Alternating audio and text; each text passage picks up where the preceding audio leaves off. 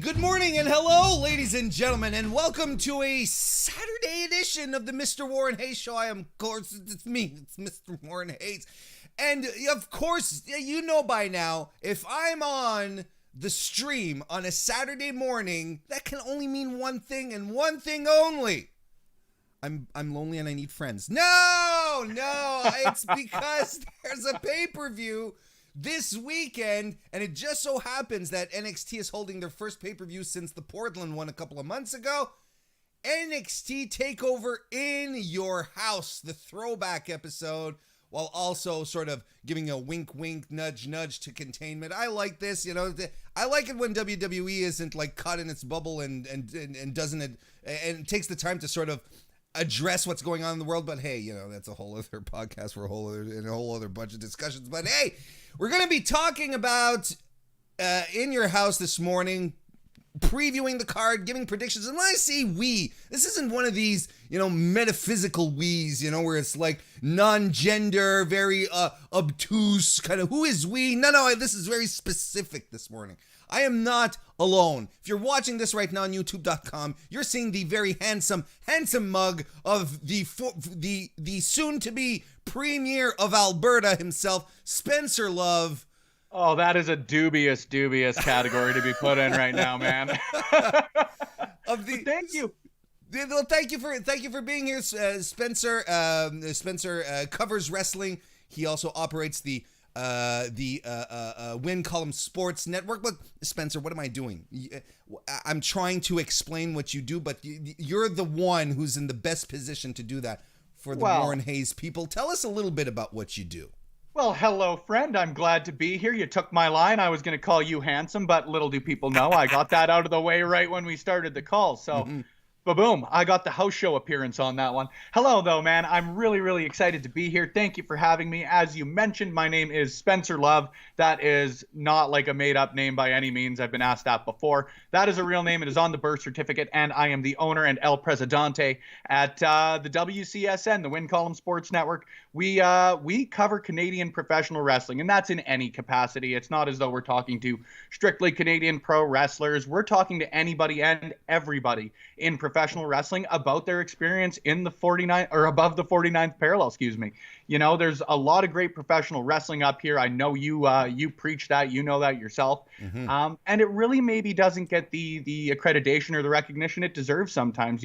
We are a bit geographically limited as far as promotions, as far as stuff like that goes, even just as far as the capacity to view professional wrestling, maybe at a bit of a disadvantage. But holy shit, man, is there some great professional wrestling, professional wrestlers, promotions. So what we really try to do is highlight that at an independent level and through the sort of proverbial major leagues, as we like to call them here. But I cover them in every capacity. I host a podcast. I am the lead content contributor. I guess it'd be the best way to put it. I love talking pro wrestling. So I am very thankful to you, man, for giving me another platform to do so, and especially about In Your House. It's so cool to be doing something on something that I know you and I both sort of grew up with a little bit. Yeah, absolutely. And yeah, the Canadian scene has been, there are so many Canadian wrestlers who have made it, quote unquote, in the business. We can go back to Bret Hart. We can go back to the Vachons. We could go back to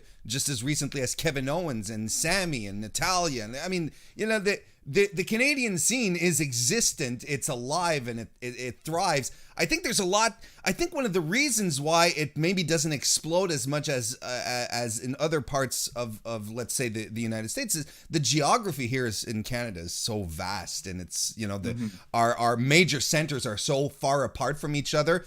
Like the Toronto scene is super exciting. Montreal has always been a hotbed. I've discovered more about what's going on in the prairies thanks to you actually and Win Column. I wasn't aware that it was so thriving. Yeah, and you know what? Admittedly, myself as well. I first went to my first independent show here in Alberta in 2011. And even just some names that were on that card, there's people who were still wrestling here in the names of like Michael Richard Blaze, who it's egregious. He just hasn't been signed, but that's another story whatsoever. Brandon Van Danielson, another individual, but names that were on that card as well. Taya Valkyrie was on that card. Casey Spinelli on that card. Ravenous Randy Myers on that card. Names that really not just Canadian pro wrestling fans, but pro wrestling fans, period, would recognize now for just how good they are. And that's a consistent theme through and through and through. You know, you look at individuals coming up right now that have even graduated from the Storm Academy. Oni Lorcan, you're looking at, again, Taya Valkyrie, Chelsea Green. They just keep cycling through. At one point before sort of the, they like to call it the independent takeover for you know, no pun intended, of the indie scene that NXT really did sort of 6-7 years ago. The Prairie Wrestling Alliance, based out of Alberta, was one of the largest suppliers, quote unquote, of talent to WWE, right? You look at TJ Wilson, Tyson Kidd, you look at Natalia, Davey Boy Smith Jr. Like, again, man, I could go on and on and on as far as how good the talent out here is. Again, not to make a pun of it, but then, now, and probably forever. Well, too late. You made the pun. But absolutely, and there is a rich history of Canadian wrestling. You know, Stampede, Lutte Internationale out of Montreal. Anyway, look, it's good to be here. It's good that we're talking, and I also like to think that we're bridging a gap between our two provinces, Spencer. You know, technically, I'm from Quebec. You're from Alberta. We're supposed to hate each other. I was just gonna say, you know, and I like to think of us like, you know, we're creating bridges here. I'm reaching over to y'all conservative oil-loving freaks and bringing you over, bringing you over. And it's an olive branch. I appreciate it, and consider that olive branch grab, my friend. I'm happy to be here, happy to talk some pro wrestling with the incomparable MrWarrenHayes. Cut that out. Okay, so, but yes, thank you very much for being here, Spencer. I really do appreciate that you're here, and I also appreciate everyone who's joining us here live right here on YouTube.com/MrWarrenHayes, such as Benoit Parizet, who joined us this morning. And also thanks you for the follow, I guess, on Twitter, Spencer. Ben's a good guy. Hey, I did just follow him. That name's familiar. Yes, he's a really good guy. Good friend of the show. JS Brown is here as well. Dark Star is here as well. Tim Trevor, another good friend of the show. Nikki Reese Thomas, excuse me. Evan Wright here as well. We've also got Mags my ally from the Smart to Death Wrestling Network. How you doing, Mags? Mags can show up because he lives over the pond, so he can show up on these morning shows. Ryan Smith is here as well. Yes, how you doing, Ryan? And we also have Throwback, good friend of the show, a pal. You should check out his YouTube channel as well. Throwback is here, and he left a super chat. Thank you very much. Throwback, he says, at work listening to you guys. It's as hot as hell right now. The match of the night is going to be the triple threat, I think. And Charlotte will stay on top in the women's division. Stay cool, guys, and stay safe. Same to you, buddy. And we're going to talk about it. We're going to talk about a great deal. Thank you. Throwback's a really good dude. Absolutely. But you know what? They're all good dudes and dudettes here joining us live at the MrWarrenHayes show. I don't tolerate anyone else, only quality people here, such as Tommy Weekend, who just jumped in. How you doing? So, so we're gonna start talking about it. We're gonna start chatting about TakeOver in your house. I was as shocked as anyone when WWE pulled back out the old IP, adapted the logo with the NXT stuff. I was like, cool, because the in your house stuff is so very, very, very representative of 90s WWE. It was this was their foray into breaking out of their big pay-per-views, out of the SummerSlams, the Royal Rumbles, Survivor Series, and WrestleMania. So they're testing the waters, going into monthly pay-per-views by creating this brand of, they're smaller shows. They're not our big marquee shows, but still pay-per-views, getting into that. So of course, you have the flood of memories that come back, the stuff that's happened. Todd Pettengill. WWE put out a one of their poll things recently. And who do you consider to be, who do you think about first? Which star do you think about first when you think about in your house? And they had Undertaker, Shawn Michaels, Bret Hart, and Todd Pettengill. Todd Pettengill is Mr. In Your House. He's the man, right? That's the thing. And he's back and better than ever. Yes, they did that spot with him, right? They did and they had to do something with him, otherwise it would have been a complete missed opportunity. 100%. 100%. I don't know how far back your memories go as far as In Your House goes, but do you have any memories, any good feels about In Your House, anything that stuck with you? I mean, as far as good feelings go, absolutely, man. I was really only watching professional wrestling casually, and I was pretty young when In Your House was a big brand as far as it goes, for lack of a better way to put it. So a lot of it is really fleeting, sort of clips as far as matches goes. But of course, I think that anybody could have predicted when they heard us talking about the Canadian pro wrestling scene off the bat, man. Canadian Stampede. I just hearing people talk about it now. I've been lucky enough to speak to some individuals that were part of it and attended the show as well, and getting those sort of memories in retrospect, I guess, for lack of a better way. But getting the opportunity to go back and watch it and just get I love the way that they played the Hart Foundation. I love the way that they played Bret Hart back in the late 90s, man. The way that they sort of played the Canadiana versus the Americans.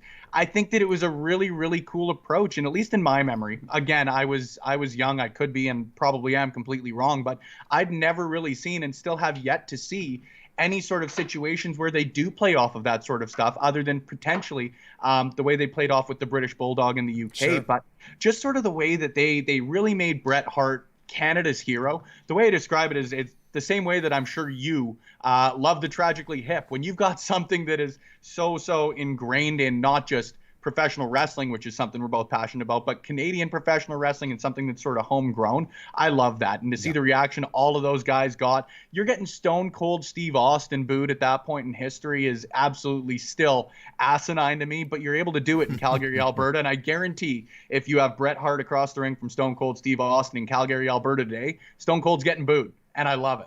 I absolutely love it. There's I completely agree. And I mean, the Bret Hart thing was so special in and about itself, right? It was just like, it was so unique in as a space and time, just the whole thing, the idea that WWE would lean into the fact that in one country he's a babyface and the other is a heel and whoever that would happen to. I thought that was very, very clever of them to do so. 100%. And then you get the whole family in the ring after the show. And again, my math may be incorrect, but that's got to be one of, if not the last time you've got the whole Hart family together. And just what a statement that is. Like, they're as close to the royal family as you're going to get in Canada, and probably the only one that most Canadians think we've got any time for anyways. So the Harts are the royal family. I'll make that statement. I'll just backtrack right now. The Harts are the royal family as far as Canada goes. To see all of them together for what potentially is the last time is still a bit. It tugs at the heartstrings. Sure, and I agree. There's people who don't even watch wrestling who know about who know who Bret Hart is. You know what I mean? That's just how it goes. It's kind of like the Rougeaus in Quebec. It's like everyone knows who they are. Everyone knows them. So yeah, and as for me, I have a tendency, like there's been some great matches out of there as well, like just Shawn Michaels versus The Undertaker at Bad Blood is probably one of their greatest matches they've had together. I mean, notwithstanding the In Your House era, but it's good. It's cool to think that you did get these legendary matches out of it. So there's a lot of goodwill for the In Your House brand, and that's cool. Yep. Mark Forbes, want to say hello? Welcome to the chat. Good day, Mark Forbes. So let's talk about the build to the pay-per-view, actually, in and about itself. Like we said, the last pay-per-view they had was Portland. Then since then, there's a couple of things happen. I don't know if you've heard. People started getting sick. When did that happen? I mean, it depends on who you talk to. The details are vague. But a lot of people were asked to stay at home, and there was businesses. Look, anyway, there's events happened, to say the least. To say the least. No, but WWE had to pivot quite a bit, right? You go from live shows, live audiences, and then you end up with a show that you still want to put on. You still have TV to produce, but you have no one around to watch what you're doing, and that's such an integral part of the show. Travel restrictions, you're not working with the same type of roster. And then you still want to build a pay-per-view. You still need to build weekly shows and then up to a pay-per-view.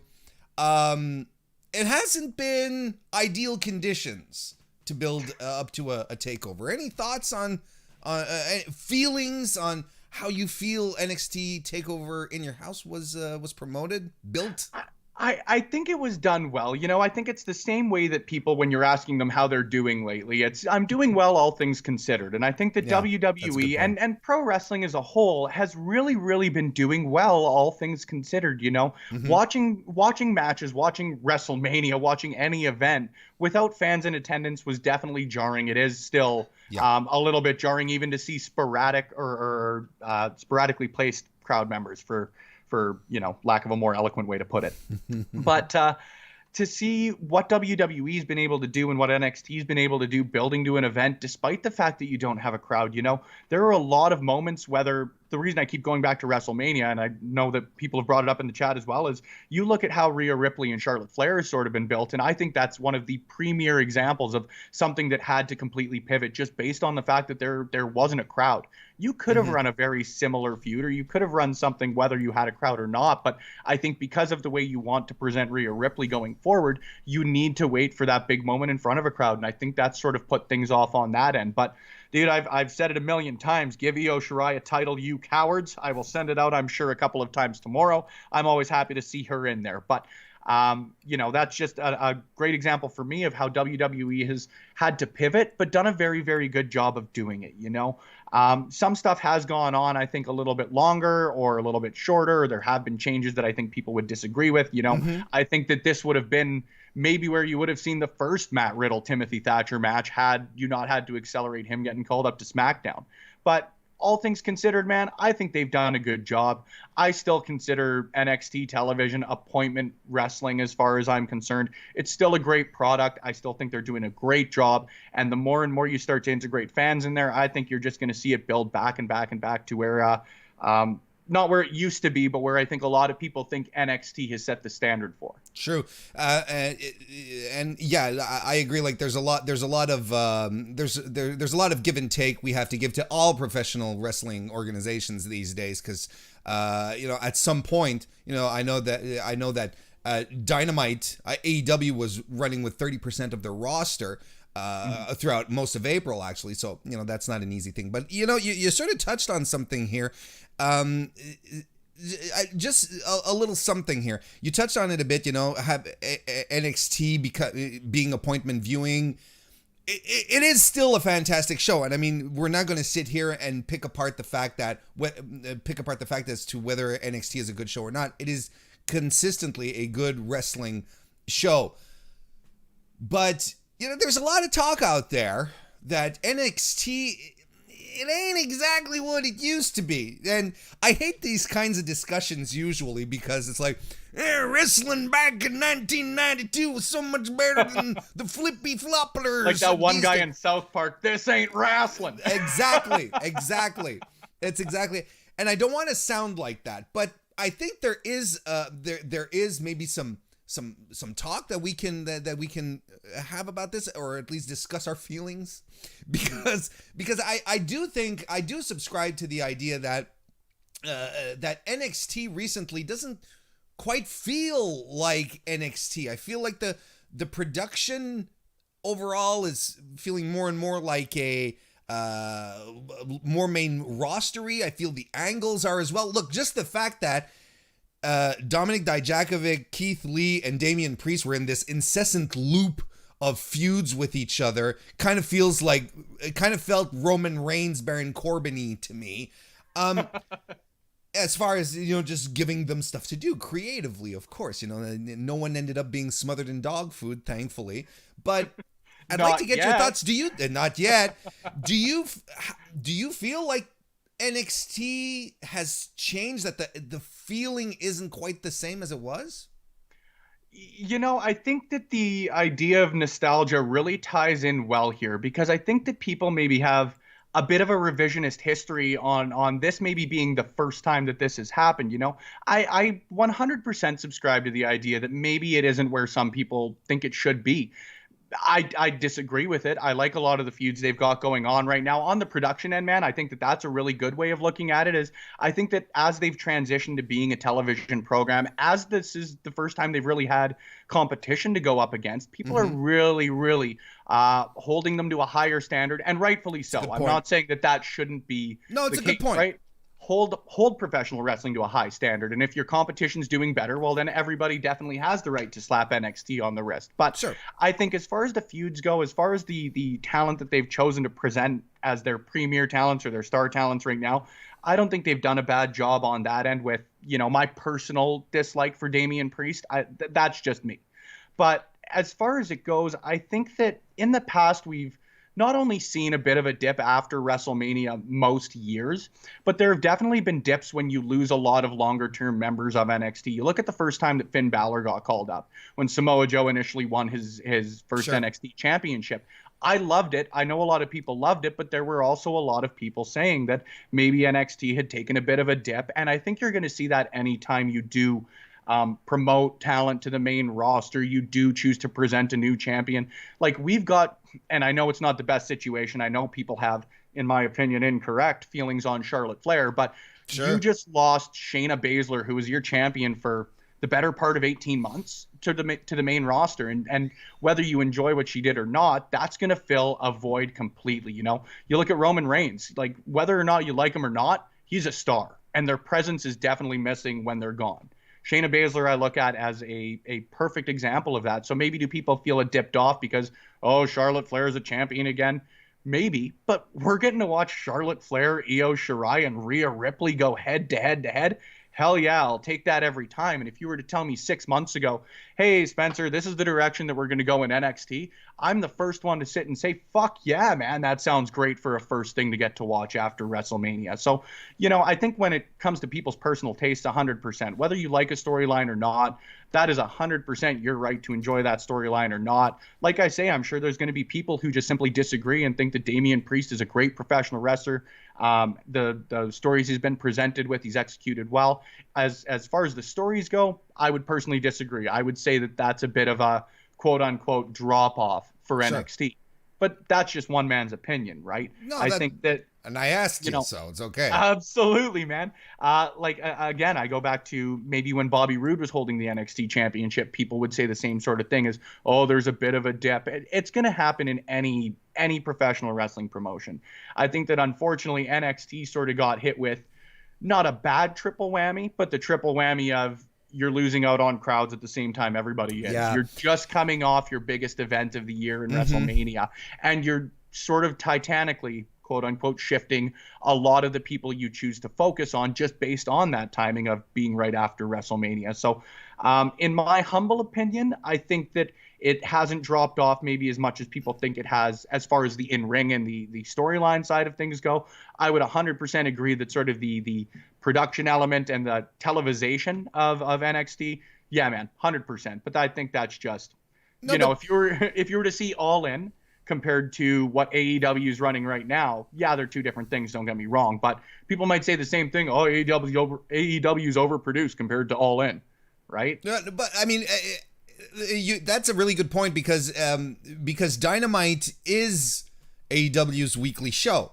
They don't do anything else. That's where they go, and this is a pun, this is where they go all in on their weekly show because that is, they don't have anything else. They don't have a Monday show. They don't have a Friday show. So that's why you get, like, obviously not a Daily's Place these days, but that's why you get on your weekly programming, you get the Cody Rhodes entrance with him coming out from under the ramp. You get the whole 9 yards. Pyro at the end of Dynamite, yeah. Exactly. Yep. Yes. So no, but that no, because I've had discussions this week with people who were like, the pyro at the end when Cody won was a little too much. Well, yeah, but anyway, look. It's professional wrestling. It's do wrestling. Everything too much. And turn it up to 11. Take the Spinal Tap theory. There you go. But so the point that you make with the production is, I think it's relevant, and I think it makes a lot of sense. I've always liked the feel of Full Sail University being, a little more dim, not overly produced. It really helped make NXT stand apart from the main roster shows because it did feel a little more intimate. It did feel a little more, dare I say, indie in its execution because very, very, multiple quotes. Because it did have that more intimate feel about it. So that's always something that I really liked about it because it did feel it felt a little, without being rough, a little rougher around the edges than the slickly produced Raws and SmackDowns. Yeah. And I think that's what a lot of people are kind of missing. We'll see what happens when Full Sail returns, because I feel like there's a lot of bells and whistles that are added to compensate for the lack of crowd, such as Karrion Kross's entrance and Scarlett Bordeaux lip syncing. I think that's something I don't think the Full Sail crowd would be into. But hey, I don't think that'd be something to be, and it's nothing against them. I think it's cool as shit, but it's. I don't think it would be something that would work all that well in front of a live crowd. Absolutely. We got a super chat from Nick Wolf. Says, so if Brother Love is Spencer's dad, who's the mom? Spencer. Mae Young. Mae Young? I thought you were going to go with Angelina Love, and that was I don't know. Poor kid. I don't know, man. Courtney. We'll go with Courtney. Can you take somebody outside of pro wrestling? Okay, there you go. Well played. You put me on the spot with that one. That's tough. There you go. I've got to go with Angelina in the future. At least you gave me some material for next time. Got that one. I don't know. You might as well stick with the Mae Young answer and Angelina. Anyway, I'm not a fan of the beautiful people. I've never have been. We digress. We are digressing. Let's get into it. We're gonna start talking predictions. We're gonna dive into the matches. We're gonna go one at a time. I am going to read them in reverse order as to how they are presented on WWE.com. So it's not me saying, "Oh, we should start with this match." No. I'm using WWE's own promotional tools, folks. In the chat, of course, you are more than welcome to drop your predictions, your own predictions. Let us know who you think are going to win these matches, and we're going to start with the first match, which is a 6-woman tag team match. Mia Yim, Tegan Knox, and Shotzi Blackheart versus Candice LeRae, Dakota Kai, and Raquel Gonzalez. Spencer? Yes. It's been a while since I've seen a match on a TakeOver where I'm like, why is this match on a TakeOver? That's a very, very fair point to make. It's a very fair point to make. I'm excited for it regardless. I think that I go into every single TakeOver just as excited as the last one, regardless of how a build went, regardless of... I don't like the phrase pointless match, but when you do look at a match and sort of have a bit of a head scratch about it, this is certainly one of them. It feels like your typical, hey, all of these people are feuding. We need them on the card. Here you go. And to the point that I was making earlier, this is the kind of stuff that I can point to and say, this is main roster stuff right here. This isn't NXT booking. You know what I mean? And that's a fair point. But again, I feel like they had, maybe it was an idea of right idea, wrong execution with it. Maybe they didn't time things properly. I think that if you were to have done something like the brawl that they had last week instead of this week, maybe you take some time and build more towards this, because individually all the feuds that are happening I think have been absolutely great, right? Like you do have the history with Tegan Knox and Dakota Kai. Starting to get Shotzi Blackheart in there I think is great. I think you could have ran Candice and Mia potentially just as an individual match on the card, and I don't know why the decision was made not to do that, to be quite honest with you. I don't understand. I don't mean to interrupt, but I just want to bounce off of this right here. First of all, as anyone knows who listens to the Mr. Warren Hayes show starring Mr. Warren Hayes, we here at Warren Hayes headquarters, we stand for Candice LeRae. So Candice is she's in a push with her with Johnny Gargano in the midst of a heel turn. I'm going to tell you, I'm surprised as hell that she's not getting a singles match. I really don't.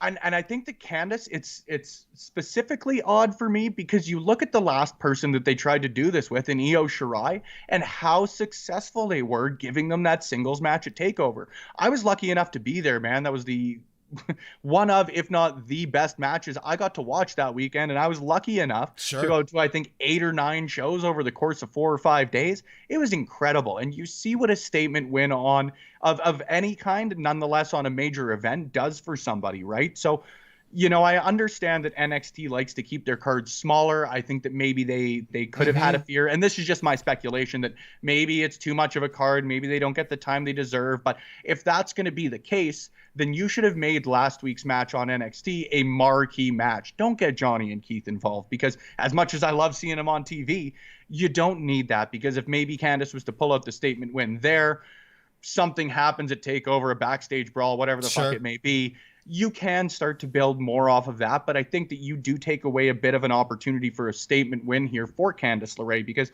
I think that she's going to get the pinfall, but I think anybody who has an opinion in professional wrestling, let's just get real here. It's not as much of a victory to get a win in a thrown together tag team match like this as it is in a well-built marquee singles match. And I think that they've done a great job between Candice and Mia of building that to be a marquee match. It's been a solid feud. I like the way they've built it. And if you were to just have not blown it off, but give Candice that win last week rather than, and now at TakeOver in sort of the last minute sense, I think it does take away a little bit from that, because I think if you were to have left that tag team match, like I said, with Shotzi and Tegan Nox versus Dakota Kai and Raquel, there you go. Oh yeah, that's again a very logically built feud. That's been something that has been a clear direction for NXT over the last little bit, and to sort of muddle it with another feud involved, just an odd decision. But that being said, it's going to be a barn burner. There's very, very few matches in NXT that I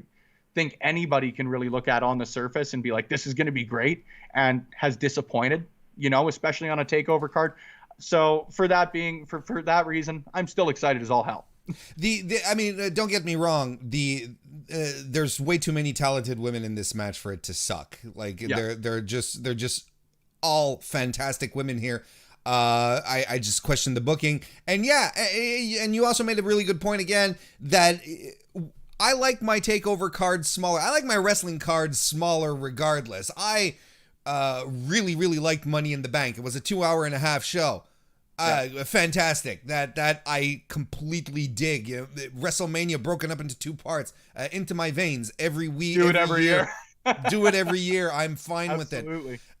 So I'm okay with this. I'm absolutely okay with it.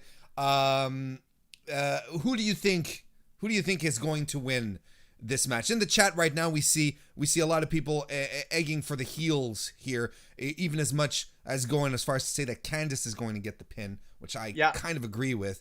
I was going to say you've got some very smart fans here, MrWarrenHayes, host of the WarrenHayes shows. It's bang on. I think that she is the one who it looks like is getting pushed the hardest right now. Why would you not give her the win at TakeOver, unless you're going to do some sort of weird dusty finish with it? But why you would ever do that in the babyface's and why you would ever do that in the babyface's favor, I would never understand. I frankly would never understand. It is unfathomable to me, despite the fact that it probably happened last week on Raw. So I think that Candice pulls out the win. I think that she is going to pin. Let's just take a look here. She's going to pin Tegan Nox so that the feud continues between her and Mia Yim.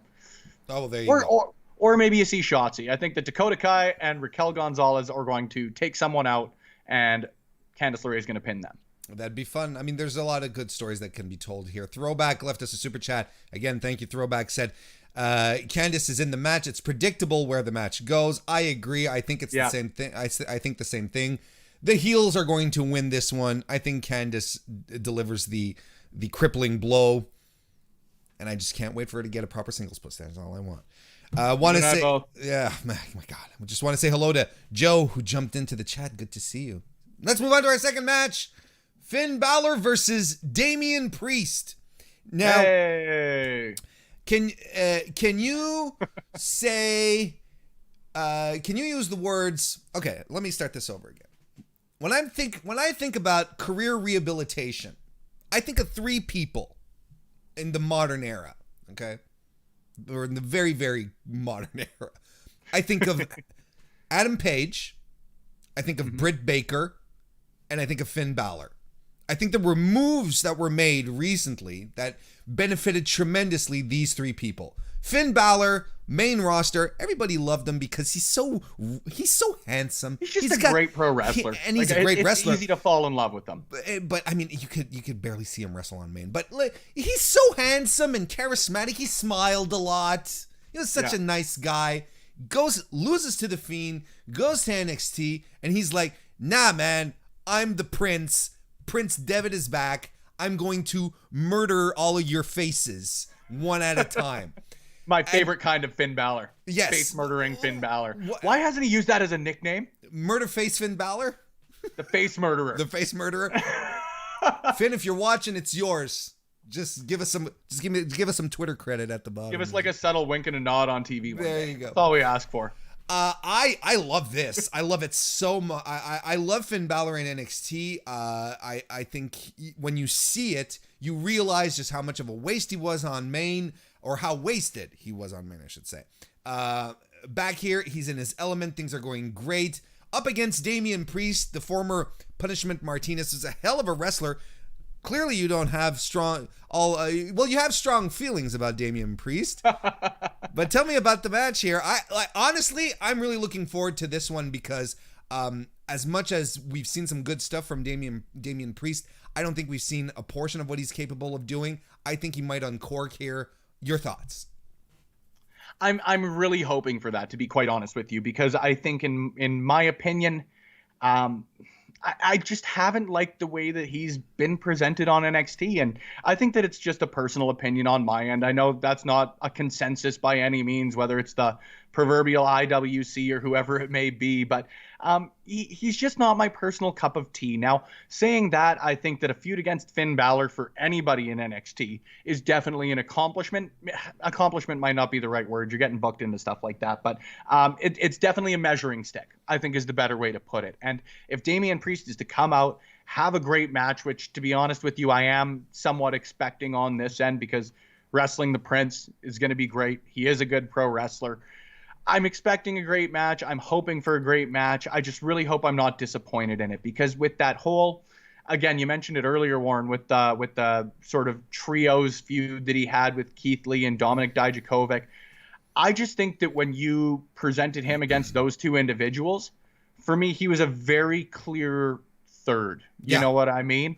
I love me some Dominik Dijakovic. Keith Lee is Keith Lee. I don't think I need to say more than that. But it's weird because... Sorry. You go ahead. It's just weird because Punishment Martinez in Ring of Honor, for instance, was an absolute machine. Like and that's what's weird.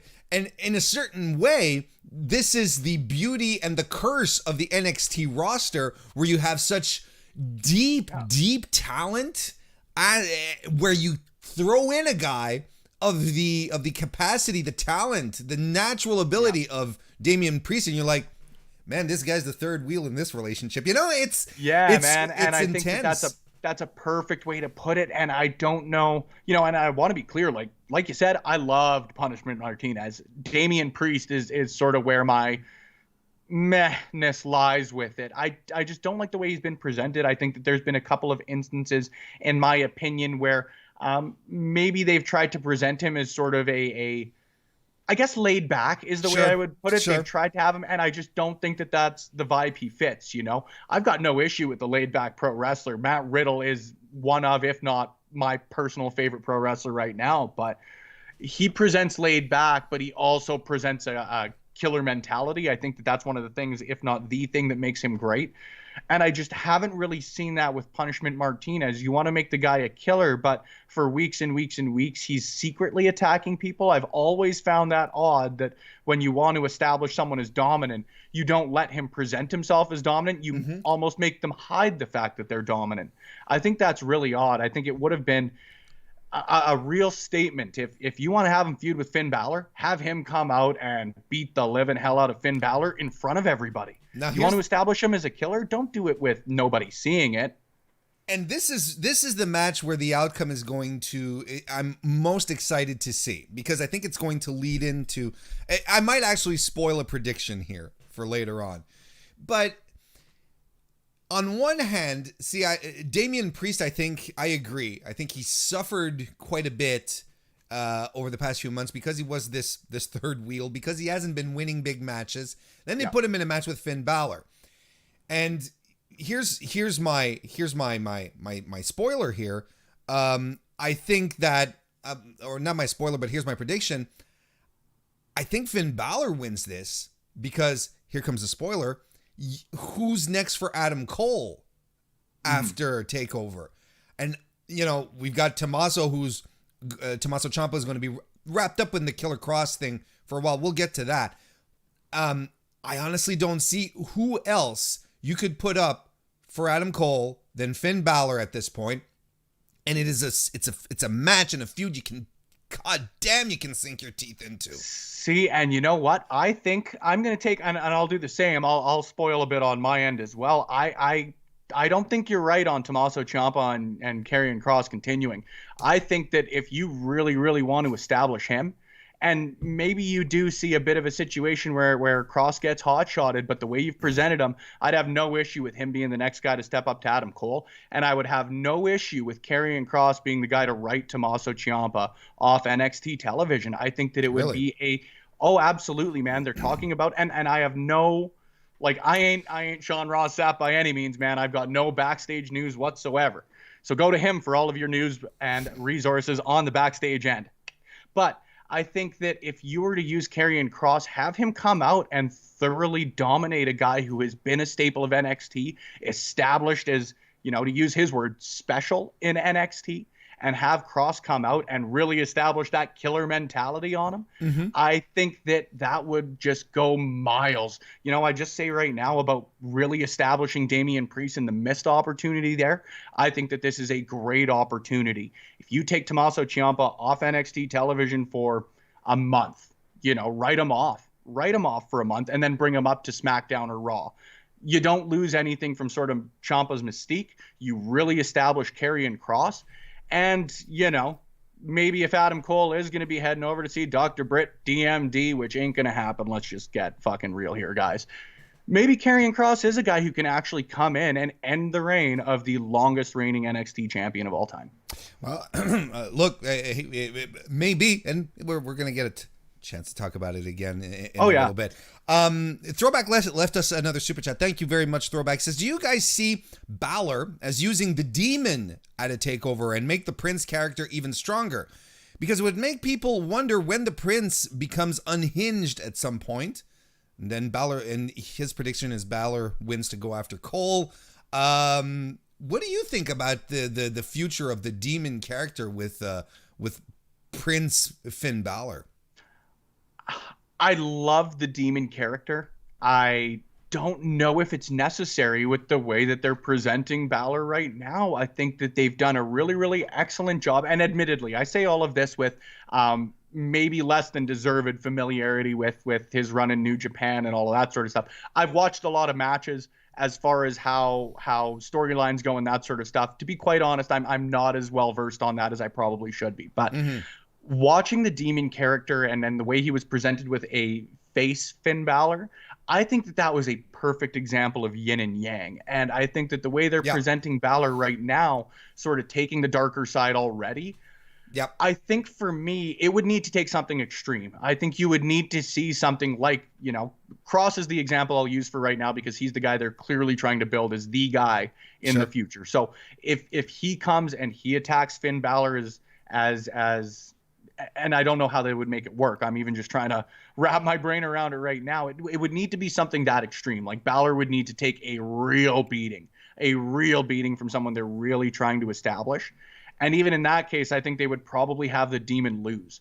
You know what I mean? So again, not the best presentation. I think that with the way they're presenting him right now, with the darker side of the Prince sort of being shown right now, I don't think there is a need for him to sort of, the way I've always interpreted it is Balor was sort of turning to the dark side, I guess, for lack of a better way to do it. Well, if he's already there, why are you you're sort of don't need the full gear? We get it. You're putting a hat on a hat. Yeah, that's exactly what it is for me. You're putting a hat on a hat. Is if Balor's on this dark side already, why does he need to go further? And if he needs to go further, why hasn't he already? Hey man, putting hats on hats was a thing for a while. I'm just saying. It's one of my favorite phrases. I don't remember where I heard it recently, but let me tell you, I am going to try to be the guy to take it on. It's like Kurt Angle making the Patriots music famous. You know what I mean? Right. So clearly, look, I think Finn Balor is going to win, and because of my reasons, Spencer, who do you? A lot of people seem to in the chat seem to think that Adam Cole is going to win as well. Adam Cole, excuse me. I'm jumping all around here. Finn Balor's going to win. Who do you think is going to come up? To be honest, this is probably the one I am most 50-50 on as well, Warren. Just for the sake of difference, I think that you've got a chance to establish Damien Priest here. Why not do it? Balor is Teflon in NXT. Let's just get real here. That guy isn't going to be damaged by anything unless they do a "This Is Your Life" segment with him. I think that you're not going to hurt him on the Black and Yellow brand. If you've got the opportunity to establish somebody with him, take the opportunity to do it. Especially like you say, Warren, Damien Priest hasn't really won a big match at this point. Are you going to take him to that point where it's maybe not the best example right now, but where he is like in Bobby Lashley territory where he's all sizzle, no steak. Like, I don't want to see that happen for anybody in pro wrestling. When you've got the opportunity to present someone correctly, do it. Despite my personal feelings on Damien Priest, if you've got the opportunity to make him. So I'm calling him. Next match we're going to talk about is for the North American Championship. Champion Keith Lee is going to be defending against Johnny Gargano. So to lead into this conversation, Throwback left us a super chat as well. Again, thank you, Throwback. What a guy. I know. He says, first and foremost, he's underneath a burning hot car right now because he's a mechanic. He's working on cars. So that was a much more terrifying way to lead into that than ever could have been expected. Which is why I wanted to sort of precise. Like, I'm under a burning hot car right now. I'm dying, but here's a super chat, Warren. Thanks a bunch. How do you guys think? What do you guys think about Lee versus Gargano? If done right, this could be a long feud till SummerSlam, where Gargano could be pulled up to the main roster. That's how. How do we feel this feud is going to play out? I mean, there are rumors that there's going to be a bit of a turnaround in NXT. That there are going to be people that are going to be heading over to to Raw or SmackDown. Dominik Dijakovic is a name that's being thrown around quite a bit. I'd like to get your thoughts on this. It's a good way to start talking about this match here. Yeah, and you know what? I think that he hit it right on the head as far as it goes. Keith Lee versus Johnny Gargano could be a feud that really, really establishes the North American Championship in a way that I really don't think it has been as of this point. If my math is correct, Velveteen Dream's the only guy up until Keith Lee to have even successfully defended the title. I don't think that maybe it's been established in the best way it could have been. There's been great matches, but it really hasn't been established as the title. I think that's an issue with a lot of secondary titles. Don't get me wrong. But I think that if you have these two gentlemen go after that championship, really make it the focal point of the feud, I think that that's a great way to establish it. They're two of the most talented workers in the world. There's no other way to put it as far as Johnny Gargano and Keith Lee go. It's another reason why. Sorry, go ahead. No, so you feel that this feud would have legs? They could draw this one out for a while. I think even on the timing end, I think that they've hit the nail right on the head. Is going with sort of what I said a little bit there earlier and playing fantasy booker on my end. It'd be great to see Tommaso Ciampa get called up, have a dominant run on the main roster, and then the night after SummerSlam, Johnny Gargano's lost to Keith Lee, and he gets called up to the main roster to kickstart that feud. I think it's just a good way to potentially do it. Whether it is, obviously, or not, who the hell knows. But I think that it could be a really, really cool way to do it. I would rather see that be a long-term feud than a potential Karrion Kross Tommaso Ciampa feud, just for the sake of the sort of booking that I laid out that I would sort of like to see. I kind of feel like Keith Lee might be one of these guys who's going to be called up sooner than later. Like, okay, I really do. I think that there's hints. Sometimes you just get hints at little things. His Royal Rumble appearance, where you had Brock Lesnar go, he's a big boy. He's a big boy. That kind of stuff can go a long way. Vince looks at the tape and he's like, my God, man, look at the size of him next to Brock. Hunter, is this guy under contract? He is. Kevin, Kevin Dunn. Get this man on our television immediately. Yeah. You're bang on there, Warren. To be quite honest, I hadn't considered Keith Lee being the guy that got called up. I was sort of more looking on the Gargano and Ciampa end. That's a really, really good point. As it stands right now, I feel like they're going for I think they're going long term again for Johnny Gargano with the Candice stuff. I think they're going to go long term, and I think it's going to be important for Johnny Gargano to get this character development going, give him a little something more to chew on before anything else. Then again, you know, Johnny's one of these guys where he said he's happy in NXT. He loves NXT. He loves the fact that it's on TV now, like kind of like Ciampa as well. I mean, we'll see what happens. At some point, money talks, right? Yeah. But as it stands, like, I think Keith Lee is a good measure. I think Keith Lee is a good candidate to go up to main roster. Yeah. Sooner than later. You mentioned it earlier. There's a hole left by a dude named Roman Reigns right now, and I think that they're going to do their damn best to try and find a combination of people that will try to fill that gap right now. Yeah, I like that. I'm not saying that Keith Lee is your next Roman Reigns. Yeah, that only time will tell, and it'll depend on how much Vince likes him or not.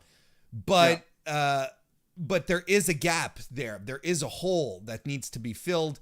And you make an excellent point, Warren. Like, he is one of the few guys in, I think, both our opinions, I'm speaking here for you a little bit, but that could feasibly fill that spot. You know, you would need someone like him or like, literally, who else? I can't think of anyone else in NXT who has sort of been given the same rub. Like, maybe if he had been presented at the same level, Walter would be the other guy that I would look at as far as that goes. Sure. But that's really about it. And I think it's just. And then Walter has been on the record saying in the past that he doesn't want to work in the United States. Exactly. That's a really good point, man. I knew you were more than just fucking good looks. And yet still. And they're still there. Don't get me wrong. No, that's a really good point. I think that he could be a focal point of Raw or SmackDown very, very quickly. I think that he also could be in that situation, though, be a very, very good focal point of NXT. A real quick one for you, because I know that I tend to ramble, but in that situation, do you see Mia Yim getting called up too? It's a tricky one, isn't it? Yeah, and because Charlotte sort of like shifted that mentality of they have to be on the same brand if they're dating, because she's misses everywhere right now. But look at Killian Dane and Nikki Cross right now. So I mean, you know, I don't think it's as much of a standard. I do think that they try. Like, they put Zelina Vega and Aleister Black on Raw together. I think they do try their best to accommodate that. But, you know, if you have nothing for Killian Dane, and you're just going to have him sit in catering, I might as well keep him in NXT and have him work a bit, as opposed to just have him follow Nikki Cross around and have him do nothing and end up being the proverbial bag holder. Yeah, exactly. So yeah, you know, I found, and this is me, because I'm familiar with Mia Yim's work from the independents. Mia Yim has not, I don't think she's transitioned really well to the WWE style. I'm going to put it that way. I don't think she's a bad wrestler, but I don't think that's a very good way to put it. But I don't think that she's on, I don't think she has that crunch about her that she had when she was working the independent circuit. And she's been working for a while, man. She's not someone who's like started 5 years ago. What a prodigy. She's been in this for over a decade. Yeah. She's a hell of a pro wrestler. And I think you hit the nail right on the head there, because, you know, I mentioned earlier, I was lucky enough to go to TakeOver Toronto last year. And it was very unfortunate that I just really, really didn't like that Baszler match. And same sort of thing, man. It's like trust in anything. It takes a lot to build it, and it is a very, very quick thing to be torn down a little bit. And I don't think that is anybody's fault. Like, you know, I'm really trying, because it's a side note, but trying to be nicer to the people behind the pro wrestlers and the way you do, right? Is like, I don't think that it's anybody's fault. I don't think that either of them are poor pro wrestlers. No. I just think that maybe that wasn't the best match, for lack of a better way to put it. And since then, like you say, maybe it has lost a bit of the grit behind it that she does better than a lot of pro wrestlers. Sure. Period. And I mean, there's always the question of, was she ready for that spot? And that's a legitimate thing. Are you ready to be in a big spotlight match for a big title? And that's something that happens. Pressure is real. That kind of pressure does happen, and it does work on you, on your psyche. But circling back to Keith Lee versus Johnny Gargano, who do you think? One last thing, Throwback left another super chat. Goddamn, Throwback! I thought you were working. What a hell of a person. Ciampa, he says. Throwback. Ciampa has stated that he will that he if he goes to main roster, that he will retire. He has said this in an interview in the past. Shawn Michaels said he would stay retired. Never say never in wrestling is That's my exactly thing. It. What do you think about that statement? Because I really do think money talks at some point. And that's where I'm at. And I don't even think it's the money talk side of it. I think it's more just, for lack of a shittier way to put it, Warren, like, sometimes you just have to do what your employer says you have to do, sure. Right? Like, I understand, and Ciampa is a unique case in that sense, and I know that everybody's banged up in wrestling and everybody's injured, but he has said before as well that he does have a more limited shelf life, and for that reason, I could see him being the exception to that. I could see him being the guy who says, well, I'm not going. That being said, he's been called up already before. Like, let's just get very, very real with that. Yeah. If they hadn't discovered his neck injury, he probably would have been on the main roster for the last year, 18 months. It was just before Mania last year, right? January. Yeah, so it was right around the Royal Rumble. Yeah, so almost the last 18 months ago, they were ready to call him up. So I think that WWE... And he was ready to go. Exactly. WWE obviously sees the value in him. I think professional wrestling fans, let's just get real, know that he is a fucking great professional wrestler. If they think that they could make money with him on the main roster, maybe it is a money talks on Tommaso Ciampa's side. Maybe it's a money talks on Vince McMahon and the shareholder side. But there you go. I could definitely see there being, I think they're going to try and call him up. I think that's the best way to put it. I think that at the very least, they are going to push Tommaso Ciampa to say, hey, man, come to the main roster. We sort of need you. And right now would probably be a very good time to start breaking them in doing that, because they're still working out of the same place. Sure. Right. And I mean, when you're in the midst of a ratings war, having one of your big stars from that brand say, I believe in this brand so much that if I get called up anywhere else, I get retired. And, the feelings about NXT are very different from Raw and SmackDown as far from the fans. It's all good PR. Who wins, Johnny Gargano or Keith Lee? Keith Lee, whoop, whoop. See, I think Johnny Gargano's going to win. I think Gargano wins, and I think it's going to be a sign that Keith Lee is out of there. Okay. That's my guess. Well, we've been talking about him. Let's talk about him. Tommaso Ciampa and Karrion Kross are finally going to go at it. Can't wait to see more of Karrion Kross's Evanescence-inspired entrance. That's fantastic. Evanescence is just rad, period, too. Let's give them a quick shout out as well. Back in the game for the first time in 8 or 9 years since they last put an album out. And the new single's a banger. Check it out. I'm also trying to get Evanescence specifically to sponsor the podcast. I swear, if you start talking about Nickelback. No, we're good. Too Bad was good. Their first album was... Jesus Christ. Okay, so let's... we're gonna... we've touched a bit about on Karrion Kross versus Tommaso Ciampa a bit throughout our predictions, because there's a bit of crossover in our thoughts on how things go. I'm gonna just lay it out here. I think that this is one of these feuds that NXT can extend, and probably will extend. Give us the trio of big takeover matches. I think they're going to treat this feud as a big one. I don't think the match at TakeOver tomorrow is going to be final and it's going, okay, the matter's put to rest. I think there's a lot more juice that they can squeeze out of this one, because they do want to establish Karrion Kross as a big badass motherfucker. And the best way to do that is to go after the guy who previously to coming in was perceived as the badass motherfucker. Yeah. That's how I think things are going to go. Your thoughts, Spencer? You know, Warren, I think you and I have a lot of similar thoughts as far as like the ideas on the card. You know what I mean? I think you're going to see like a long-term feud continue. I think there's going to be an individual called up. I just think we've got the entire opposite opinions on which matches those are going to be. Like I said, I think that this is going to be, you know, the best way to put it for me is we're both hockey fans.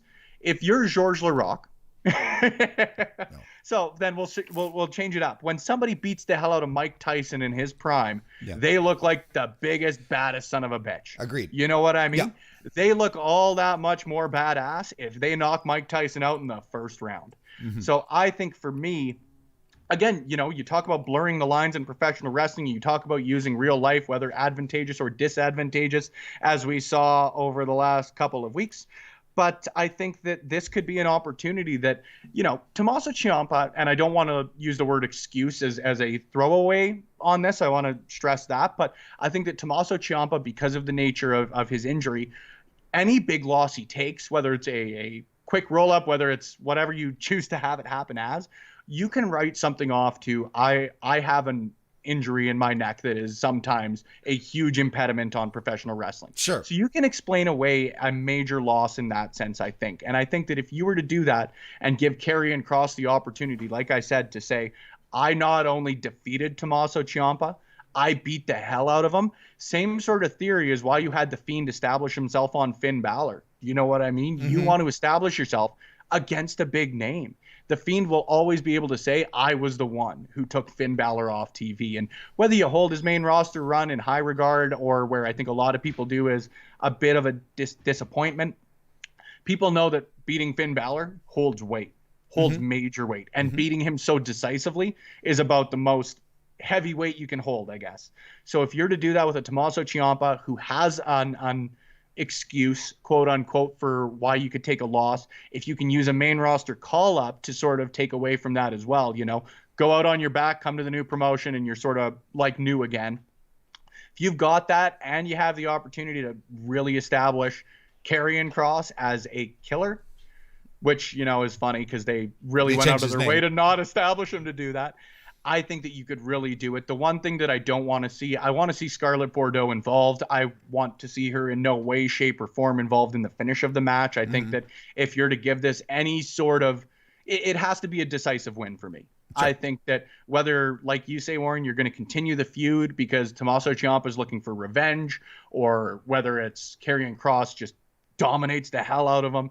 I think that this needs to be a decisive win. Sure. I'm hoping that they use it to potentially promote Tommaso Ciampa. I will be thrilled as a pig in shit if this is something that goes on for 3 or 4 months, you know? Sure, I don't think there's a way that they can go wrong with this other than, like I just mentioned, if you don't make this a decisive victory, I think that you're doing a disservice to the hard work that all three of those individuals have put in over the last few weeks. Chat, let us know who you think is going to win here. Is it going to be Karrion Kross? Is it going to be Tommaso Ciampa? And it's interesting, you know, the neck injury thing, I can get into it to a certain degree. But then, you know, I think back at War Games last year and Tommaso Ciampa did a air raid crash off the cage. Yep. So, you know, it's like, and it was awesome. And like, and you're like, why is he doing this? Isn't he just back from a career threat? And so I don't know, like, the way that I can write almost anything off in professional wrestling and in the nicest way possible, dude, they're fucking nuts. They're just nuts. Yeah. I don't think anyone in any profession is going to jump off a 20-foot scaffolding, whether you have the healthiest neck in the world or not. I think that professional wrestlers, and I mean this in the most complimentary way, man, I have taken exactly one brain buster in my life, and I ain't ever taken a second. I think that professional wrestlers, whether it's their own passion for it, whether it's the desire to put on a performance for fans, whatever it may be, I think any pro wrestler is willing to do stuff like that if it means that they are doing a service to the business of pro wrestling. You know what I mean? Sure, I understand. Pro wrestlers are nuts. Tommaso Ciampa, you explain it off as in the moment, whatever it may be. But I think that's almost a It's endearing. Conduit. Well, and I think that that's a conduit to why you can use the neck injury. Is say he uses it in a storyline, you can explain it as, look, over the last little bit, I've gotten more and more and more confident. I stepped up to the man, and I took a shit kicking for it.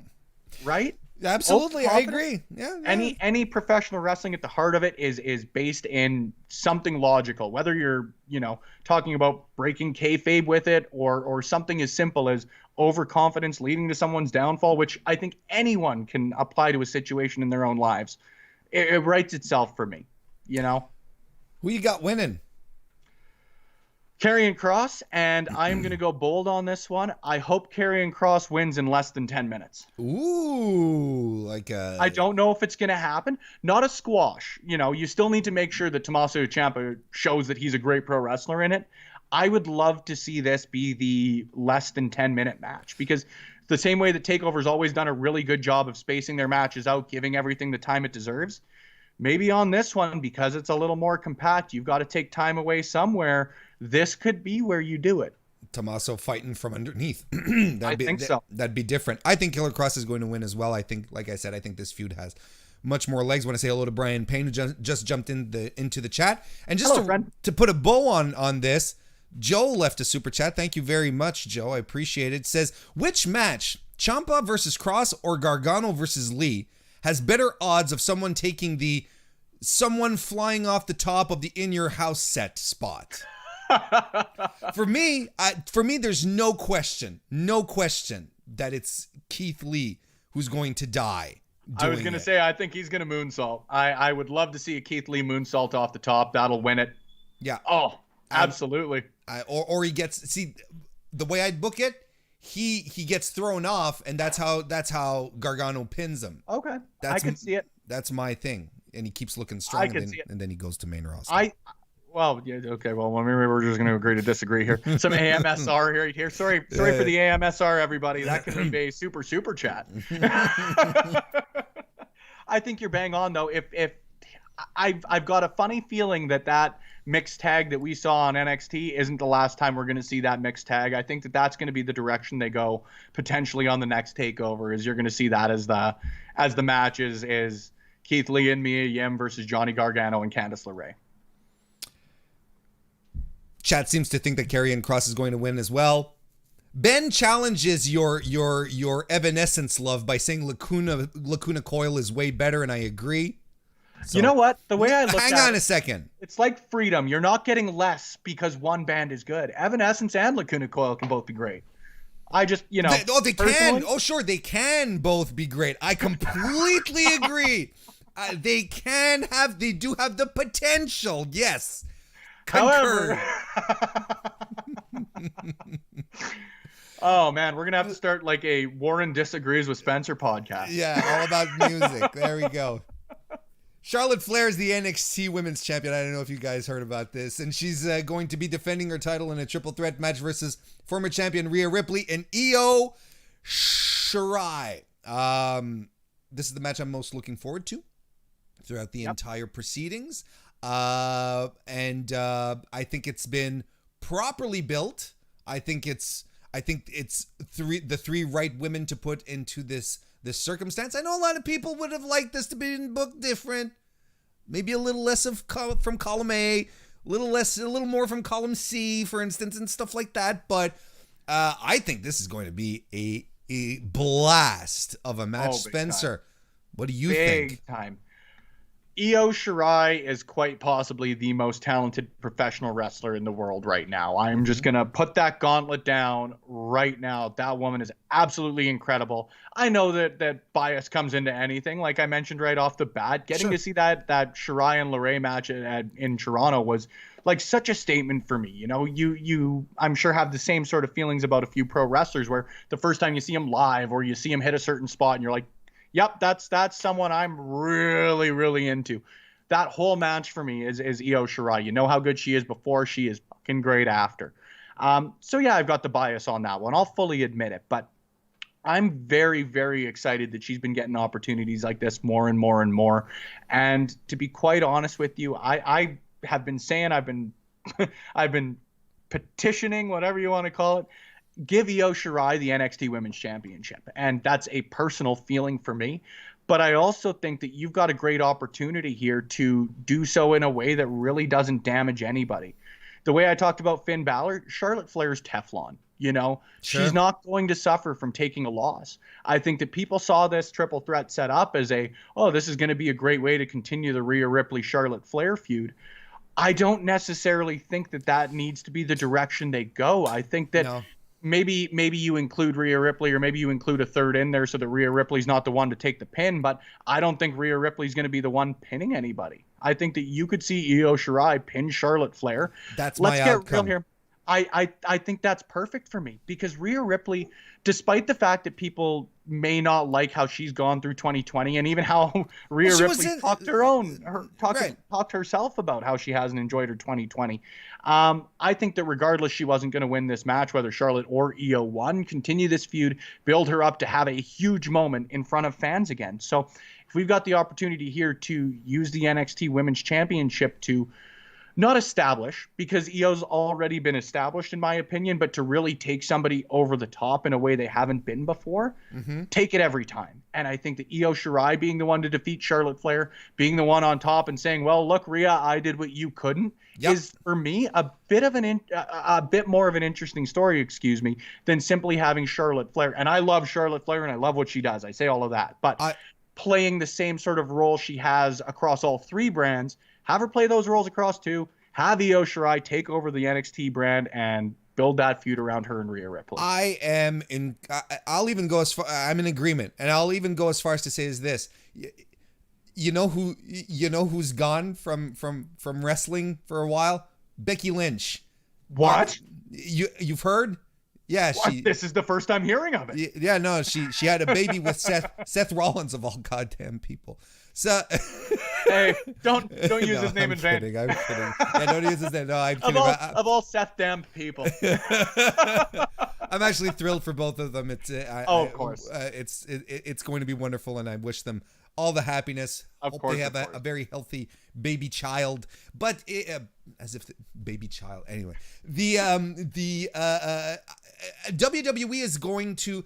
I said this when Becky was gone. I said WWE is going to lean hard on Charlotte since Becky's gone.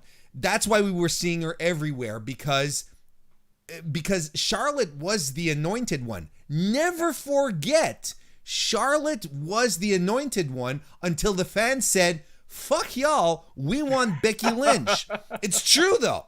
Yep. So now Becky's gone, they're going to lean into her. And they need her. By God, they need her back on Raw to be there as a strong established presence in the women's division. Not that Asuka's not doing a great job, but you see it right off the bat.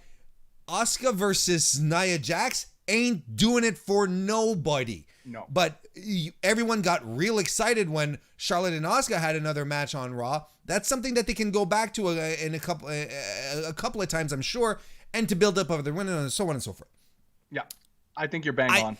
And I also think, I'm with you, I like Charlotte Flair.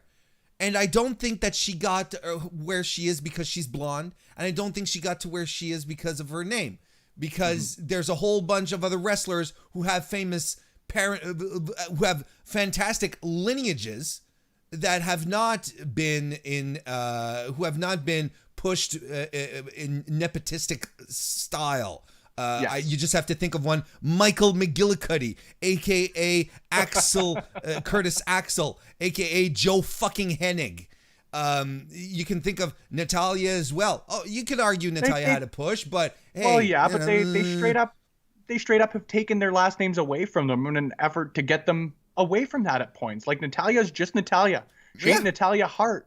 Charlotte Flair is Charlotte Flair now again, because let's just get real here. They probably just said, well, fuck it, people say it anyways. Yeah, exactly. Right? That probably. It's the same way people are still calling him Cody Rhodes. Right? Yeah, exactly. Like the name's just there. May as well lean into it. But for years, and I hazard, I may be wrong here, but for years at least, whether it was when she was initially called up or not, she was just Charlotte. Yeah, she was. Right? Until actively pushed away from that. But they did lean into it a couple of times. You know, Ric Flair was with her when she won the NXT Women's title against Natalya.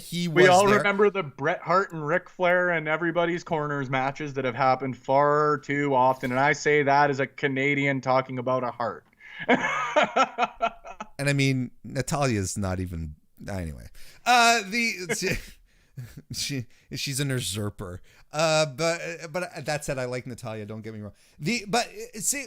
I'm talking about the Charlotte stuff because I don't think people give Charlotte enough credit for how far she's come, how much she's abandoned a whole bunch of women's style offense like the tornado DDTs and the acrobatic shit to work a more grounded, powerful. Christ, she towers over everyone in the division. Yeah. And now she's working with that. Ever since she shifted to work a more grounded, power-based style, she has improved so much. Her promos, I like them. They're hit or miss, just like anyone, but overall they're good. And you know what? I am willing. This is my prediction, and y'all can come after me.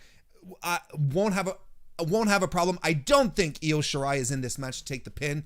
I think Charlotte is going to lose clean. She is going to have her shoulders pinned to the mat, and she is going to be pinned by Io Shirai because I think they're going to get her out of NXT, keep her on Raw, and work on the women's division in NXT. And like you said, there's no better way than having Io Shirai being the woman to tell Rhea Ripley, I did what you were unable to do.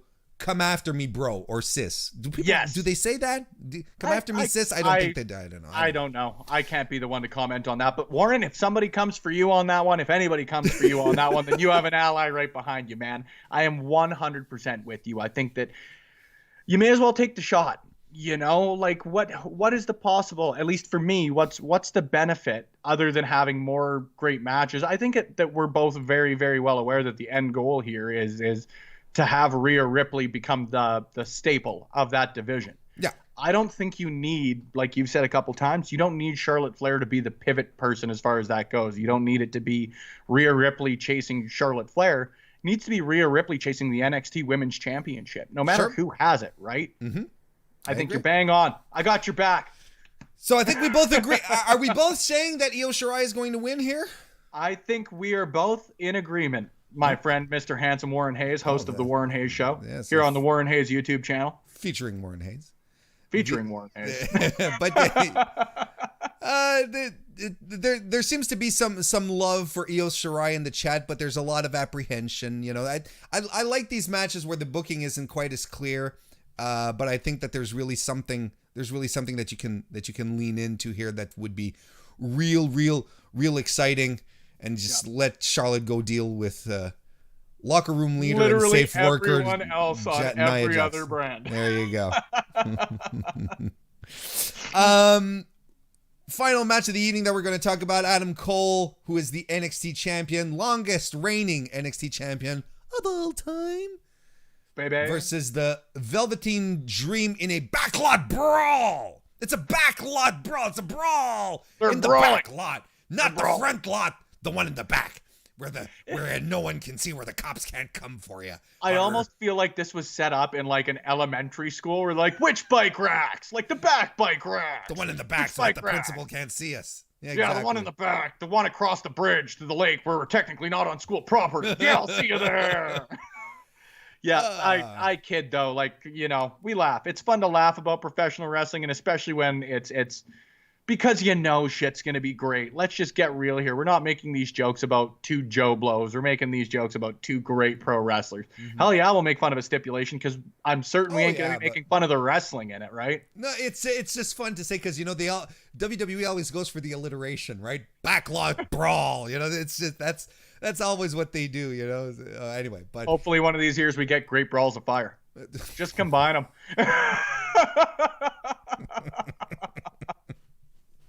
So, So yeah, Adam Cole, AEW bound, of course. Velveteen Dream, runs in with the AEW bound. Yes, I'm absolutely, sure for sure. No one wins. Title is vacated. Everyone goes to AEW. Good night, everyone. Thank you for coming to the stream. Yeah, we touched about it a little bit. I don't think Adam Cole is going anywhere. He's way too well treated right now. Are you kidding me? It's back funny. Up the Brinks truck. That's what it is for me. This they will throw money. Yeah, no. And besides, he's dead. He died in Bullet Club. He's dead. This is Adam Cole's ghost. So, you're gonna scare Cody. Cody's gonna be like, what? Teaming with El Generico. Yeah. No, but seriously, it's fun. This kind of conversation makes me chuckle. Yes, I get it that Adam Cole, he's best buddies with the Young Bucks. They're really, really close. I understand the nature of the relationships. I have friends who don't work at my workplace. Actually, that's the people, perfect way to put it. The people I cherish the most don't work at my workplace. Not that I don't have good working relationships or friends at work.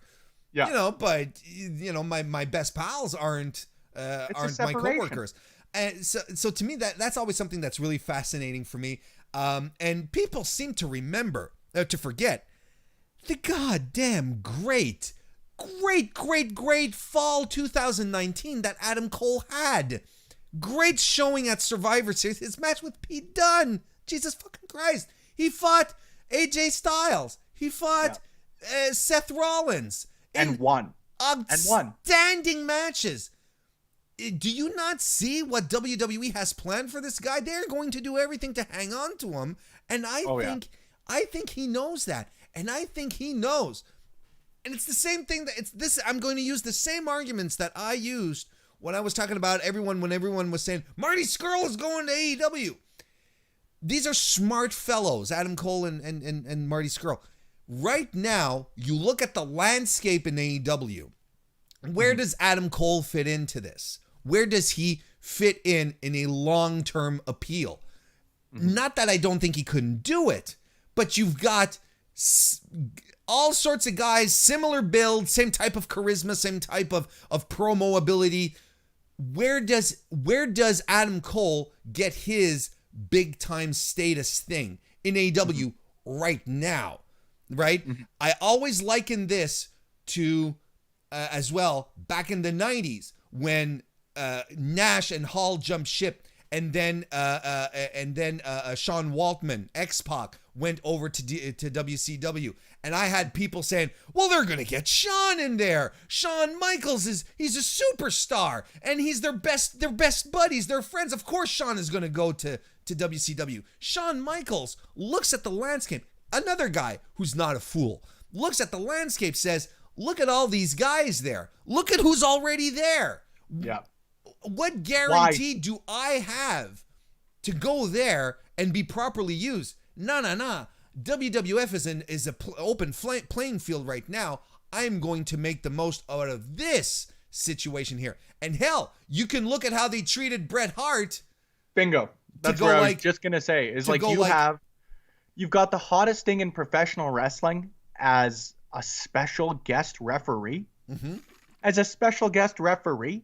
Now, and again, Warren, that's like it's the extreme of it. Do I think that AEW, should Adam Cole have ever gone there, are they going to have him special guest refereeing a world title match? Oh, no. I don't think so, but you make a very, very astute point. Like, what are you going to do with him? Because sooner rather than later, whether just or not, I think that, so Adam Cole signs there. You throw him into a world title program because you want to make him seem as big as possible. Well, so your number one contenders, pretty well on every major event, because I know there have been championship matches, have been Jon Moxley, Jake Hager, Brody Lee, and then Adam Cole, or Austin Jenkins, if they'd have to call him that when he goes back to the independent scene. So at what point do you say, well, like, let's just give the fair criticism where it is. Every WWE guy that has signed there thus far has been put in a world title program. Sure. And if not, I'm certain that the next logical step is one of them's going to answer an open challenge for the TNT championship. Or you see with the Revival. And not that they shouldn't be, right? They're great pro wrestlers, put them in great spots. But why would AEW want to start to do stuff like that from their perspective as well as the alternative to WWE? I don't think you'd want to do that on that end either. You know what I mean? And that's all just you and I shooting the shit about something we know is not gonna happen, right? Yes, It just, because of all the reasons we just said, it does not make sense. It's literally the Chewbacca defense, man. It does not make sense. It doesn't make sense. But hey, what does make sense is the main event being the outside in the parking lot. It's not going to be a cinematic match. That's what we've been told.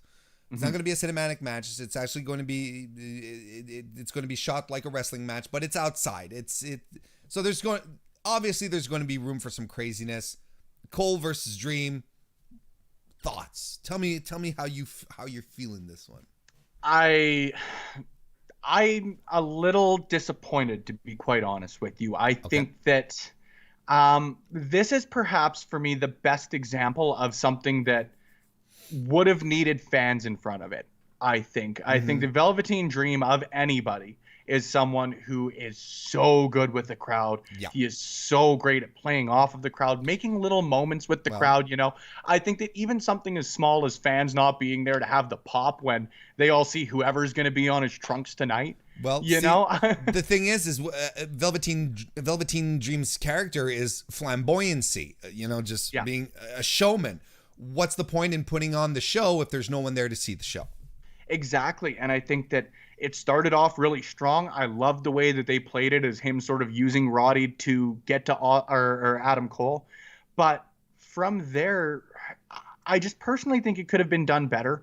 I don't have solutions for that. And I know that that's a little bit of a cop out on my end, but I don't know. I just think that this is one of those things that has been really, really good, but perhaps for me hasn't gotten into fourth gear. You know what I mean? Sure. Now, saying that, I am very, very excited for this. Velveteen Dream is one of the NXT summed it up perfectly. Let's just get real here. In the last episode of Adam Cole, this sort of old school, traditional, professional wrestler versus the Velveteen Dream, who, like you say, Warren, is one of the most flamboyant characters, is a very, very charismatic individual. It is such a great matchup on paper. I know that it is going to be a great matchup in the backlot brawl, but I think that perhaps it maybe just needed something for me that could have used some more oomph. You know what I mean? And I think that when Velveteen Dream first returned, when he first came back and sort of popped out in the spotlight, that was maybe meant to be that moment. But I think that if that's it, I don't have a much classier way to put it, then I think that they just blew their loads too early. You know what I mean? Yep. It's they should have saved something like that. When I look back on Adam Cole's feud with Johnny Gargano, him going to Johnny Gargano's dad's pizza place for me was where I was like, yeah, this is it. And in this entire feud, for me, the biggest moment that sort of came out of it was, to be quite honest with you, Velveteen Dream wearing Roddy Piper's wife's face on his trunks, and that's Roderick Strong. Yes. Sorry, Roddy Strong. My bad. Yes. Roddy Piper's just too cool. I'll bring him up any chance. But wearing Roddy Strong's wife on his trunks, and that's not even this feud, but for me, that's the visual I get when I think of Velveteen versus the Undisputed Era as a whole. Should that be the case when you're going into not just a world title match, but a world title match where, I know it's circumstance, but you're still building a stipulation around it. You're doing something for the first time in NXT. It really should be a fight, a heated fight. And especially in the backlot brawl. In the backlot brawl, brother. But I think that it just hasn't, for me, quite hit that level. I think that it's been done well. I'm not meaning to say it's been a shit feud by any means. It hasn't been something I've enjoyed, but it's definitely been one of those things, for lack of a better way to put it, that when it's been the segment that has been on NXT television, that's maybe when I've gone to cook dinner and have it on in the background, rather than being the guy sitting there and saying, hell yeah, I'm on the edge of my seat for this. And any world title match, I think that's the standard that I hold it to, because you were talking about a world's championship. You were talking about the longest reigning world's champion in the history of that world's championship that has had some pretty fucking cool world's champions. Yep, right? absolutely. So you've got to have that heat behind it. You look at previous feuds, and to me, hasn't quite hit that level yet. I don't know. This whole feud feels like a bunch of missed opportunities. I'm just speculating here because, again, I'm not a news guy. I've never fashioned myself a news guy. By the way, Connor McCabe, how you doing? Welcome to the chat. I've never fashioned myself a news guy, but this is just speculation. We've seen the stuff that happened with Velveteen Dream on social media, those allegations that came out. I feel there's some. I feel that this feud was hampered by some backstage stuff, and I'm not necessarily saying people jockeying for, not politicking, stuff like that. Just like decisions being made that it's like that are to avoid uncomfortable situations. Let's put it that way. I think there's a lot of stuff that we didn't see happen that factored into. There's a lot of things that were factored in here that weren't. That probably played into this feud being a little more on the downside. But I maintain that Velveteen Dream is in this select group of wrestlers that needs an audience to really work, to connect. I think Otis is one of those. I think Jon Moxley is one of those as well. It takes nothing. I'm not taking anything away from their talent or their capabilities, but I think that the crowd is part of their persona. I think it's part of what makes them special. It's an excellent way to put it. That's an excellent way to put it. So these are, just off the top of my head, these are three wrestlers. He's one of those three wrestlers that benefit, that isn't benefiting from the empty arena environment, and that's just the way it is. So who do you have coming out on top here? Does Cole retain? Does Dream finally achieve it? No, I don't think so. And I guess silly question for you, Warren, and maybe should ask you off the bat. Is this a no DQ match? Is there any sort of stipulation as far as... It's a backlot brawl! That's what it is! So I'm going forward, and if this is incorrect, somebody maybe let me know in the comments here. It's like, look, the way I see it, Spencer, it's like when they say, it's a Chicago street fight. And I'm like... Okay, so basically it's no DQ false count anywhere? Yeah. It's a Chicago street fight. What are you talking about? Okay. Fair enough. No, that's sort of the assumption I'm going under as well. If this is just a straight up wrestling match, my answer doesn't change. I just think that it becomes a clean win for Adam Cole if that's the case. But if this backlot brawl is to go the way that you and I are both sort of expecting it to go, let's get real here. Is there any way that the Undisputed Era doesn't get involved in it? And you know what? I want the Undisputed Era to get involved. Of course. I want them in it. They're cool, and I love it. I want it. As much Kyle O'Reilly as I can get on my television. Please. All day, every day. I'm 100% behind you on that, man. There's no way they don't get involved. It's going to sound like a poor way to put it. Velveteen Dream doesn't have any friends. He doesn't have anybody that's going to really be coming to his aid, at least that I can expect. There's always the chance that you start building a new storyline around Velveteen Dream trying to recruit people, but that's more a War Games sort of type of iteration of professional wrestling. That's more when they do stuff like that. You see it every year, but are they going to continue this until November is traditionally War Games?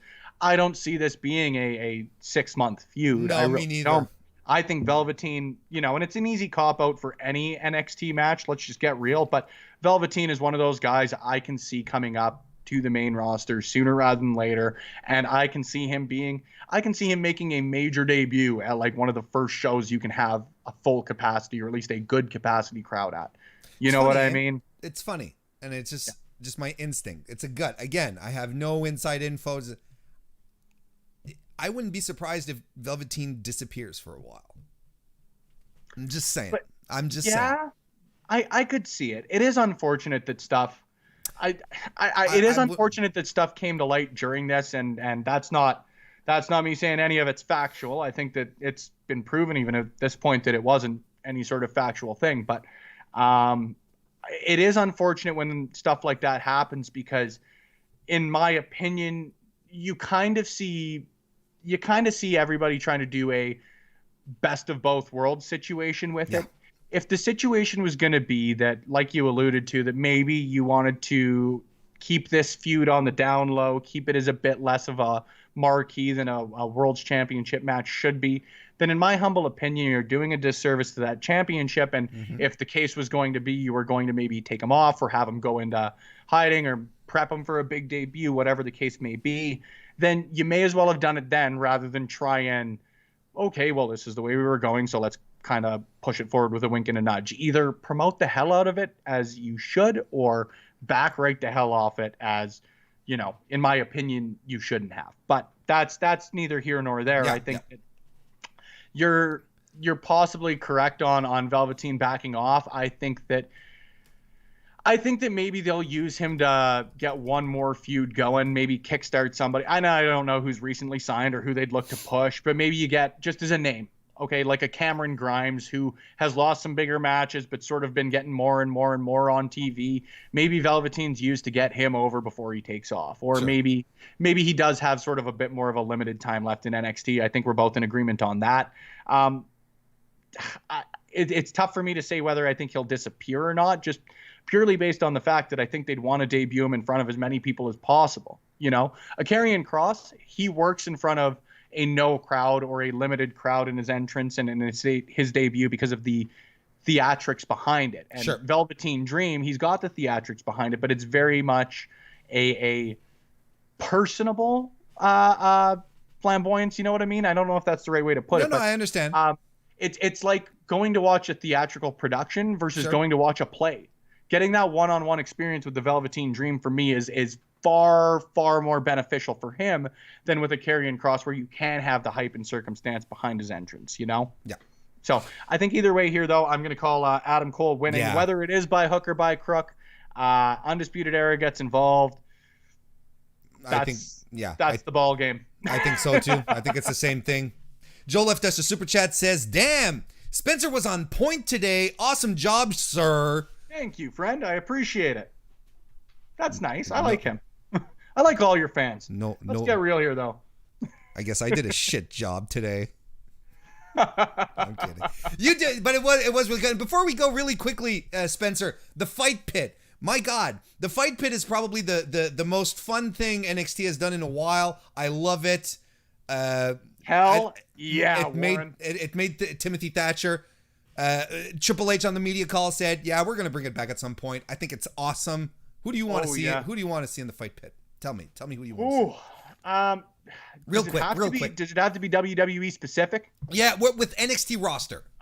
Shit. Oh, because they have fantastic people. No, I know. My first thought, man, I want to see Filthy Tom Lawler in there at some point. Let's get real here. But as far as NXT specific, guy I talked about earlier and may surprise you, Damien Priest. That's how you establish a killer. Oh, yeah? I don't know how much experience he has on like the maybe traditional MMA end or anything along those lines. That's the thing. I think he'd be really cool. You know who else I'd really love to see in there that I think can just beat the shit out of people? Oni Lorcan. Yeah, me too. I want to see Oni Lorcan in the cage. Hey, man. That was one of the coolest things I've seen in years. I loved it. I like the idea that this being the this more fight, MMA stuff. And Orny Lorcan and Danny Burch. These are two guys who throw, right? You got Kyle O'Reilly, who is a legitimate MMA guy. Bobby Fish, too, has some legit combat experience. Pete Dunne, Walter. Hey, Arturo Ruas is a badass son of a bitch. That would be some I love it. There's a ton of great possibilities. And here's the thing. Why not flip it and put the women in there as well? Give me Io Shirai and Candice again in the Fight Pit. Candice LeRae, give us. Well, you know what? Two people, if you're going to shift her over to the women, man, I don't know how you build to it just because of the way they've been established. But you got two women in Jessamine Duke and Marina Shafir that aren't really showcased all that much as far as television goes. How you're going to showcase them without Shayna Baszler, I don't know. And then you expand that shit to the main roster, man. Again, maybe not the best timing for me to be making this statement because of the fact that he's in championship contention finally. But you really want to establish Bobby Lashley as a killer, especially if he, when, let's get real here, loses to Drew McIntyre. Bring him back, have him beat the hell out of someone in a cage, man. I just think it was such a cool stipulation. My favorite thing to say, and I say it often in my recaps of things, there are so many words I can say about it, but simply put, man, watch this if you got the opportunity. It was great. Do it. And I hope they lean into Timothy Thatcher. My God. And how cool was it, man, to see lose his teeth? Fantastic. But to see WWE, I think they've done it. The other example I've got is sort of a quick turnaround on things. When Kevin Owens sort of turned heel and then turned back face real quick, that was the last time I remember thinking, holy shit, that was a really, really rushed, quote unquote, story, but they did a damn good job of. Matt Riddle, a month ago, was looking like he was going to have a long run with the NXT Tag Team Championships. 3 weeks later, he's coming up to SmackDown. He's just established Timothy Thatcher as a killer. You know, that it's a phrase I like, but established him as a killer and is going on to be the most popular superstar in SmackDown history. Oh, I hope so. That's all. That honestly, that's all I hope for Matt Riddle. I hope they treat him well up there. Spencer, this was a good talk. It was a good preview of what's going to happen tomorrow. I really enjoyed this. Thank you so much for coming. Let the good people know. Let the good people know where they can find you. Come on. Of course, man. I've got to give you the thanks first, though, man. We were talking before we started getting organized on the actual aspect of the call here, but thank you so much for having me. I've wanted to hop on the show forever. I'm a huge fan of what you do. Man, it is so nice to be on and talking professional wrestling with positive people. I think that that's something, and we talk about this online, offline, wherever it may be often, but there is just so much more room for positivity in pro wrestling, and you were one of the premier examples of that, man. So genuinely, the thanks is all mine for having me on. But as far as where to keep track of me, personally, I'm very interactive on Twitter. I love talking pro wrestling with anybody and anybody. So SpennyLove_WCS is where you can find me on the Twitter machine. You can also find me on Instagram. It is at Spenny and the Jets with 2 S's at the end there. Somebody was just slightly more clever than me and got there first, but c'est la vie. Outside of that, though, guys, the Win Column Sports Network, the WCSN is sort of my baby as far as professional wrestling goes. We try and keep everybody up to date with the latest and greatest in Canadian professional wrestling, whether it's interviews, previews, reviews, breaking news, whatever it may be. I like talking pro wrestling. I like keeping it positive. I love talking to everybody about it. I can't say that enough. So get a hold of me wherever you guys feel like, whether it's through the social media platforms of the site or through me. Pretty well anywhere on podcast players of choice or Twitter, Instagram, your sort of typical social media. If you look up the Win Column Sports Network, you can find us. There you go. And all the links are in the description of the video or the podcast, however you're deciding to listen to this.